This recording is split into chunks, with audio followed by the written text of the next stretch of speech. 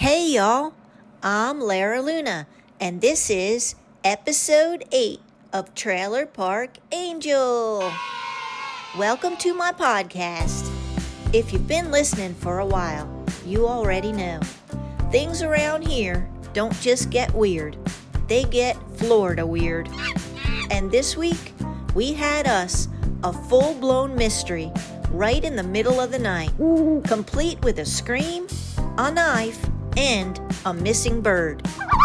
The story starts with the disappearance of our park rooster named General Sow. He was sweet and sour, and not many people liked him very much, except for his owner, Mr. Cluck. He was loud, mean, and thought he owned the place. If you walked too close to him, he would come at you like a linebacker. Half the folks here walk with a limp because of that bird. One night around 3 a.m., I woke up to a roaring lion getting sucked into a leaf blower. It was a sound I never heard before. As I peeked out my trailer window, I saw, under the streetlight, a group of my neighbors in their pajamas, looking like they just saw Elvis at the Waffle House and forgot what year it was. I threw on my boots and ran outside. Gator Gary was holding a giant knife, looking like a crazy version of Crocodile Dundee. Mr. Velvet Vito, standing there with gravy stains on his PJs like he just ate a meatball sub. And Mr. Cluck was crying like someone stole his bank account. Boston Mo was there, looking shady with her little grin. And Marge, bless her Minnesota heart, holding on to Gary like he was the last man on earth. I yelled, "What's going on out there?" They all yelled back, "I don't know. We heard a scream.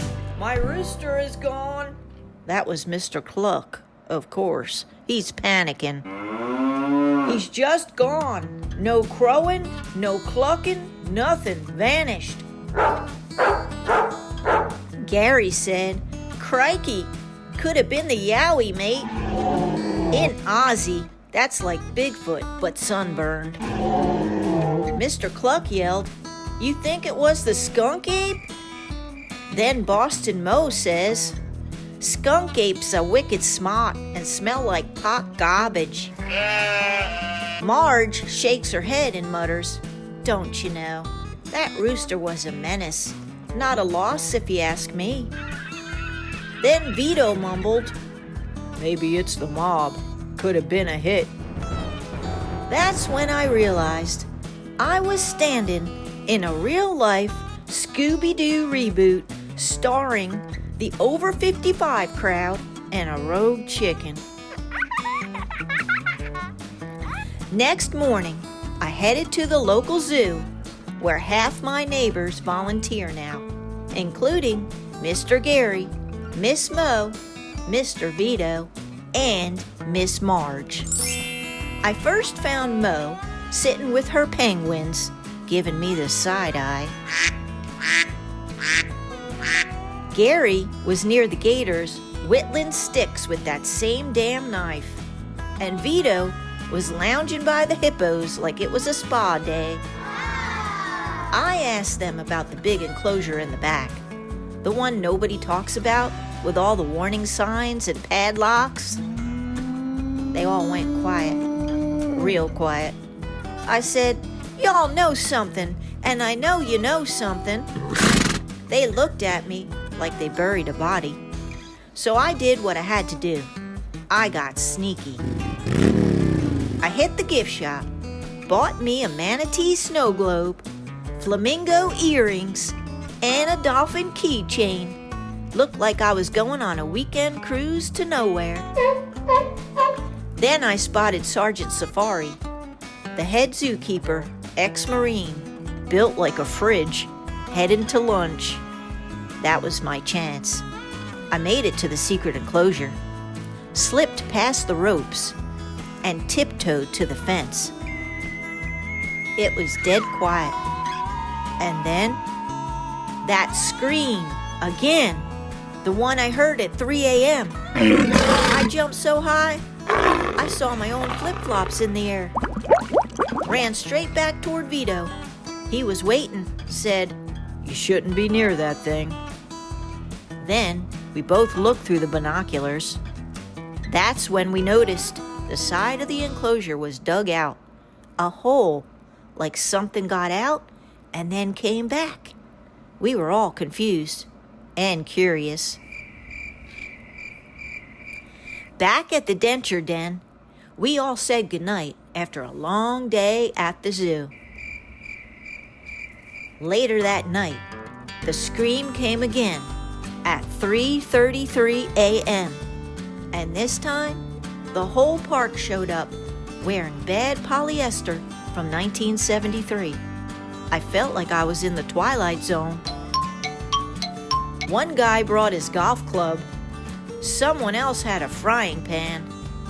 Mr. Cluck brought a bucket of corn. And Gary, he was ready for war. We piled into his John Deere side-by-side and rolled out like a slow-motion SWAT team. At the tree line, Gary hit the spotlight. And as we drove along, we heard something rustling in the palmettos. And there it was, eyes glowing, gray, matted fur, long, skinny limbs, watching us. Gary leaned in and whispered, "Chupacabra, mate. It's a goat sucker and a chicken plucker." We watched it wide-eyed and scared until it ran off into the woods. It wasn't making a sound.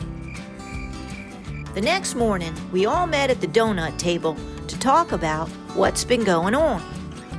I told them about the scream I heard at the zoo, which I thought was the same scream we keep hearing at night. Then I mentioned the hole in the enclosure. Mo said, "Kid, that sergeant's always dragging eggs and chickens to that cage. Wicked shady." Gary nodded, "Too right. That's what they eat. Chupacabra don't chew, just sucks the blood dry, like a moxie the size of a root." Marge goes, "Don't you know, I'm done with the penguins. We're going in." Vito, "Fine, but if I die, I'm dying with a full stomach." Lunchtime operation. Break into secret enclosure while Sergeant Safari was at his favorite restaurant. We all met at the zoo and crept up to the enclosure. We were quiet. We listened, and it was silent.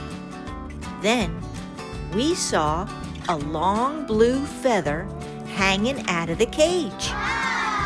Vito pulled up the tarp slowly, and there were two birds.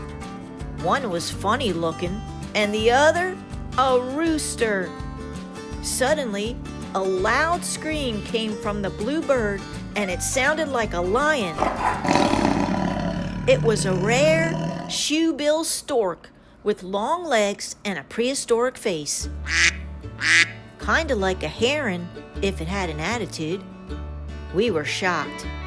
I was expecting some kind of a monster. Gary was sure it was the Chupacabra. Vito was hoping it was an Italian grandma cooking spaghetti.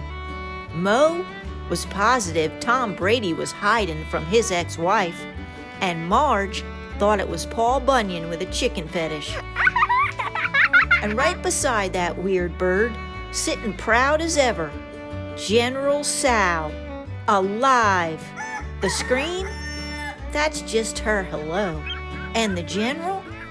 He wandered in on his own and never left. Apparently, they get along. Two bossy birds keeping each other company.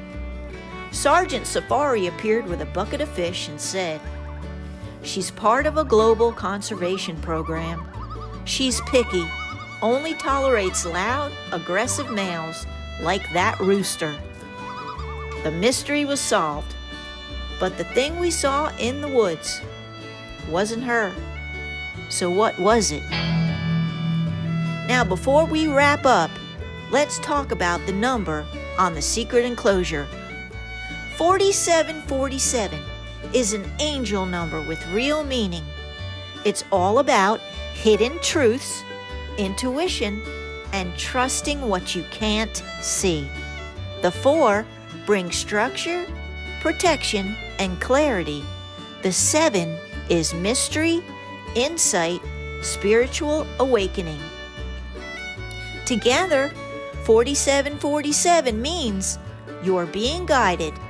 There's more going on beneath the surface, and if something seems strange, lean in, not away.